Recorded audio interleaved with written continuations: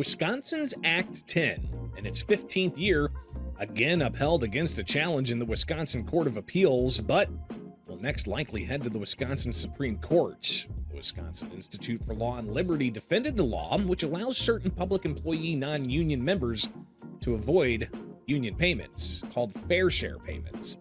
Joining us to discuss this story further is the Center Square reporter, John Stipe. John, thanks for taking time with us.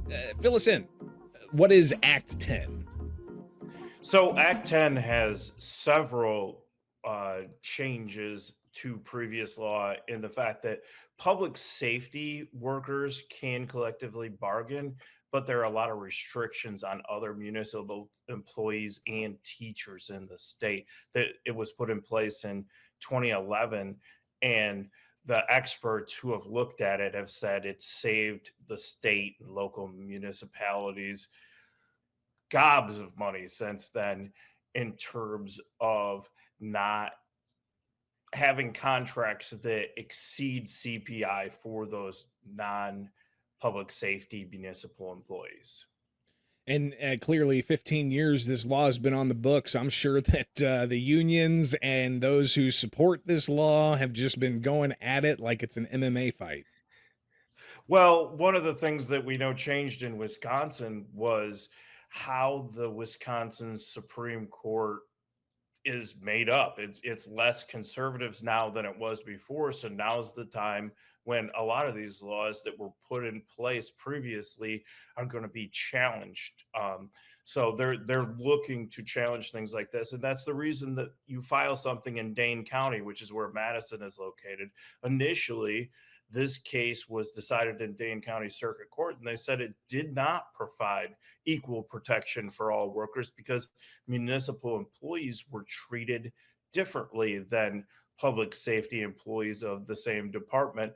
However, the appeals court, when it ruled, said, well, it's because those sets of employees are logically, rationally was the word, different. They can't like replace one another. You can't have a non-public safety municipal employee just step in for a public safety employee if needed. Now, you'd mentioned this has saved gobs of money. I mean, you're also talking about union dues here, right? The fair share component of this. John, for people who don't have union membership, they're going to their job every day and they're talking with their boss about their paying benefits one-on-one. Explain to them like the difference between fair share and, the full union dues.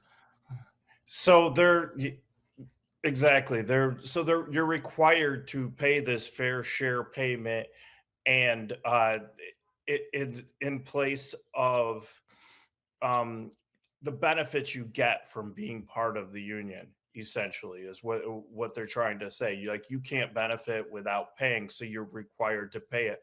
But in the case of these non-public safety officials, they're now exempt from that in this. And that's why Will intervened in this case. They did so on behalf of a teacher and said, this teacher should not have to make those payments. And you got a statement from the Wisconsin Institute for Law and Liberty, who are defenders of this, and the counsel, Lucas Weber, said for 15 years, various legal challenges have been unsuccessful because ultimately this is a law signed by the governor and passed by the duly elected legislature, which meets all constitutional requirements. As this case likely heads to the Wisconsin Supreme Court, we stand ready to make the case once again. This is something that obviously is going to be dealt with by the courts, but is this ultimately going to be settled, or do you think that this will pop up again in a couple of years? So I think that one of the things that we found out recently is that the Wisconsin Supreme Court isn't necessarily a gimme for either side, because they've sided with Will in a case recently related to race-based scholarships. So these payments for these or this Act 10 challenge that's occurring right now isn't necessarily a gimme. I think that it'll come up one time and it'll be decided, because you're right now in front of a liberal majority court. So this would be the optimum time for those who oppose Act 10 to challenge it. Will be something that will be curious how this plays out. And you can read up more about Act 10 and the trajectory in the courts. John Stipe, reporter for the Center Square, greatly appreciate you taking the time here. And be sure to check out John's work again at thecentersquare.com.